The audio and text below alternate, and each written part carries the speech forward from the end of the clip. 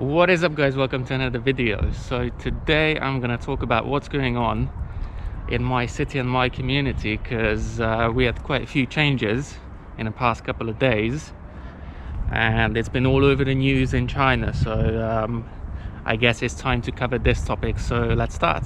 All right, so the first thing that we're going to talk about is what's going on in my province and my city, because like I said, there's been a few changes recently. First thing is that a city called Shulan, which is not too far from my city, from Jilin city, they locked down the whole village. I mean 600,000 people in that village, because they had 12 new cases like suddenly in like a day. And they also locked down, you know, communities, shops, bars, KTVs, restaurants, pretty much everything. So you're not allowed to do anything. Taxis and buses and trains, they are not allowed to go in and out of Shulan. So it's not looking too good at the moment, but hopefully it's going to be over very soon. I think the government did a good job by locking down the whole village. Well, like I said, village, I'm going to repeat myself again, is 600,000 people in Shulan. So it's not exactly a village, but that's how they quote it in Chinese media. So like I said, the government actually did a very good job by locking down Shulan and the cities and the villages nearby. So they don't allow any kind of public transport to go in and out, which is amazing. So they can actually stop the virus spreading, or actually try to, you know, slow it down. And basically we can feel those measurements here in my city, in Jilin city as well. I will show you in a minute, because I'm going to the main gate of my community, so you can see what kind of measurements we have in place. Again, I didn't do a video about this the first time we had this, because I only came back to China at the end of February, and that was pretty much towards the end of it. And by the time we finished the home like quarantine, we had no people out here, you know, taking temperature and having checkpoints. So yeah, but actually I'm going to show you right now what it looks like, because I just arrived, so you can see what's going on.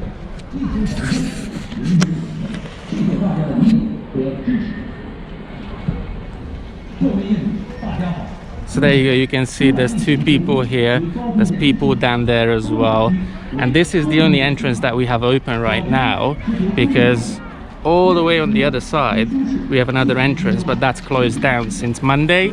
So today is Wednesday, and they applied these restrictions on Sunday, so like Sunday evening, and Monday morning we already had like loads of people here for this checkpoint. So yeah, it is very serious. They take it very seriously here, unlike in Europe. For example, in my country, in Hungary or England, where I spent, you know, most of my life, they don't do these kind of checkpoints. Actually, let's go closer to the gate so you can see what's going on. So you can see down there, they need to scan the QR code, they need to take their temperatures and everything. So yeah, like I said, it is pretty serious. And on that side, on the right side, I think that's just for deliveries. So if there's any deliveries coming for you, you need to go all the way to that side. If you want to go in and come out, you can only do it here. So yeah. Anyway, let's go to the back entrance so I can show you how dead it is there right now. All right, so as you can see, it is pretty serious, and we are talking about a city that is like, you know, an hour away from Jilin. So, you know, they take it very seriously. So, like I said, in all of my videos, I'm a very neutral person. But if something's done right, I can definitely see it and I can definitely appreciate it. And this time, you know, health services and the Chinese government did a very good job, again, by trying to control this virus and the spread of it. So that's, again, a big thumbs up from me. All right, so while we are walking to the back entrance, let's talk about something else. So, live stream with other foreigners. like Alex, Guilao, and Alex Absolute, and for example Blondie in China, and all the other YouTubers. So I haven't heard anything from them. I did watch Guilao's video yesterday where he said they will try to invite more neutral YouTubers onto the show. Personally, I haven't received any answers, any responses. So I mean, I did try to get in touch with all three of them, and by the looks of it, they either just ignored it, or they just didn't see it, or they don't want to see it. So you know, I'm not trying to jump into conclusions or theories, but by the looks of it, it might not be true that they want to get people on their show. I mean, you know, I tried to talk to other people as well, other YouTubers that were interested on getting on the show, and they said they haven't received any invites or any messages from them. So like I said, it is an interesting situation, but we shall see what happens. All right, third topic that we're going to talk about today is China YouTubers. So as I said in my first China YouTubers video, my favorite channel in China about China by foreigners is Hello Uncle Foreigner, and that channel is just amazing.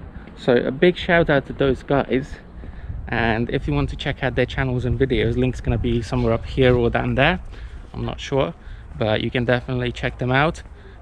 Peter did a really nice video the other day about Guilao, and he basically turned it into a song, which was like super cool.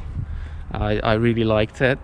And yeah, his new like parodies about vloggers in China like me, walking around with a stick doing, you know, these crappy little vlogs.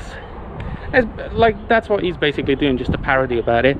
And you know, it's really eye-opening. So you know, big thumbs up to you, Peter, and Emily as well, of course, because it needs both of you to make those videos. So yeah, go and check out their channel. Awesome content. And like I said, we just arrived at the back gate. So if you watch down there, so cars are not allowed to come in anymore. They usually do cars here, and it's just basically not allowed. So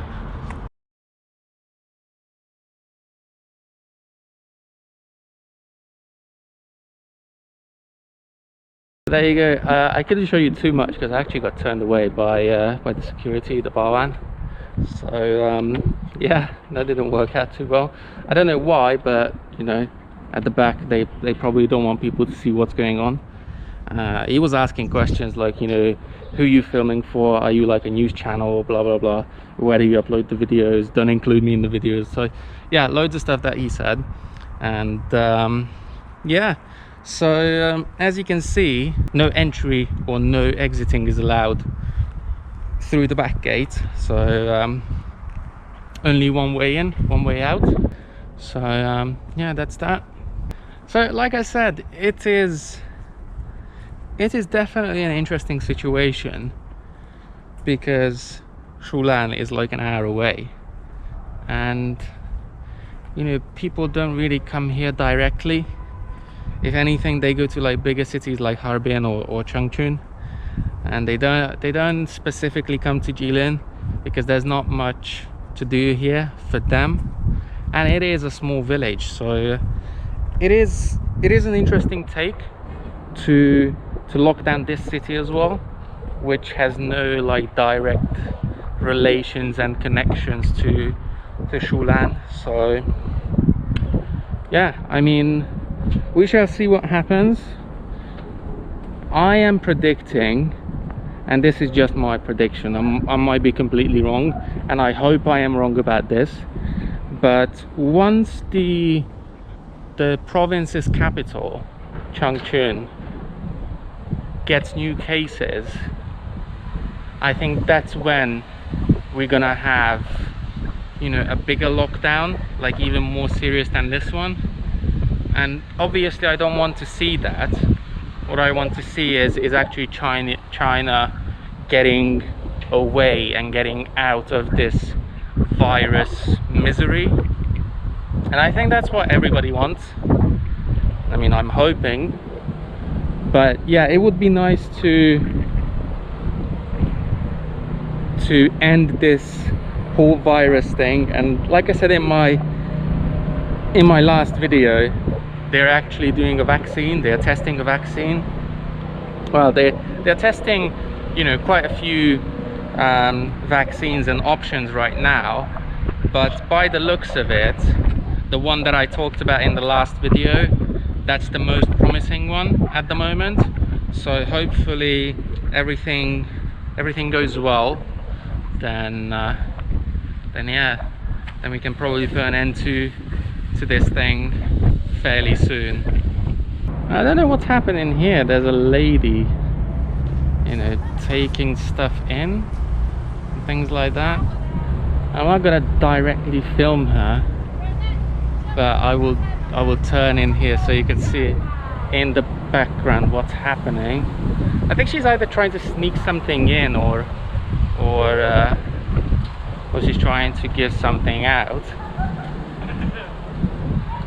or it's just, you know, a normal thing to do for her. I don't know, but it does look weird, but who am I to judge?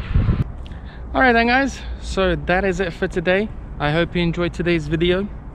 If you did, like, share, comment, subscribe, and I will see you guys in the next one.